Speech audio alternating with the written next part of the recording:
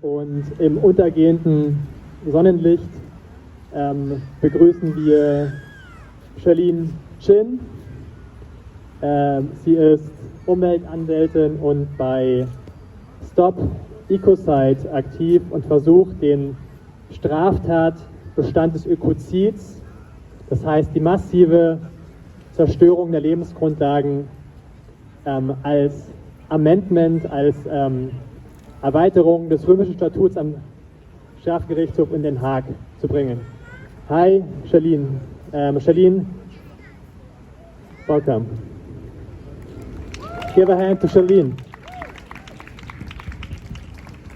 Thanks a lot. Hi everyone, wie geht's? Good?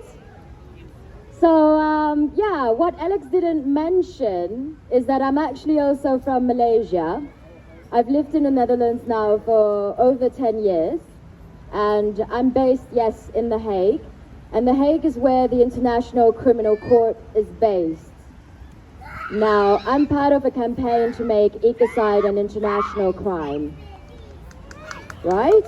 We need it today. And companies like Shell, Texaco, OMV, they knew already in the 70s, in the 80s, they hired climate scientists to look at what will happen to the world if they continued emitting and drilling. They knew in the 80s. These documents were kept secret until recently, okay? In that report, it is also mentioned that if they continued emitting, climate refugees will come to the surface.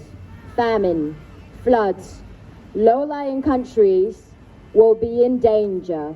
They knew this, all right? A lot of businesses, they externalize these environmental and social costs. 1% of Shell's profit is invested in renewables, just 1%.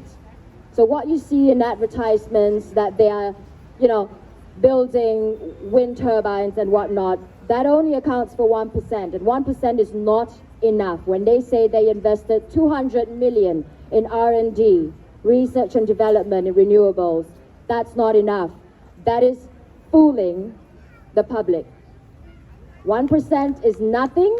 1% does not show up in their annual reports. Everything else is still drilling. Everything else is still fracking. And everything else is still damaging our environment. Now, politicians, they are in a superb position to make sure that things happen. But do they? A lot of them are complicit in signing off licenses and, going to developing nations and taking their natural resources. Is that good? That's not good at all. They're doing this for profit, for their own political gain, for their own good polls. Let's put it that way. Now, what is ecocide? We don't yet have a definition of ecocide, but in short, it is the serious loss, damage, or destruction to the environment, including climate and cultural heritage. So we're talking about things that affect our climate, things that affect our ecosystems. Why do we need ecocide law? We need ecocide law to prevent. In law, there's a very good theory. If there's no law, there's no crime. If there's no crime, there's no penalty. If there's no penalty, there's no punishment. If there's no punishment, there's no reparation. So what we see with Mauritius and the oil spill, what's going on over there? Nothing could have prevented it, nothing. But if it happens, we need that law in place to make sure that companies, people are held accountable. Politicians, so some people would say national law is enough.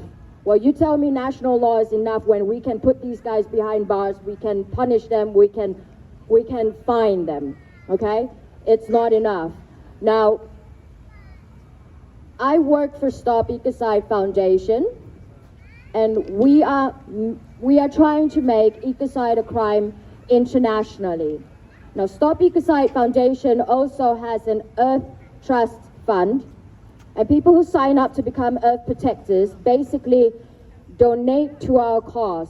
What happens to that money is used to help small island developing countries to come to important conferences in The Hague or in New York.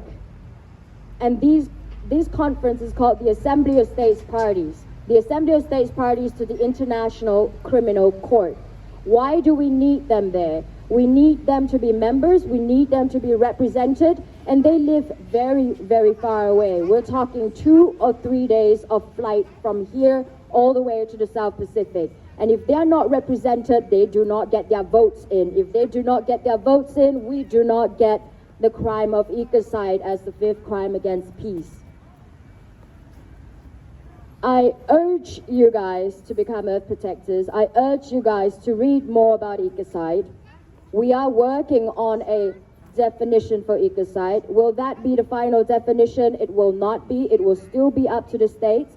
But the first line of action is people's power. You demand for it, and I really think that XR is a very good platform for your voices to be heard. I wish you guys well, and I really hope you see why we need this crime. Okay? So, Dankeschön.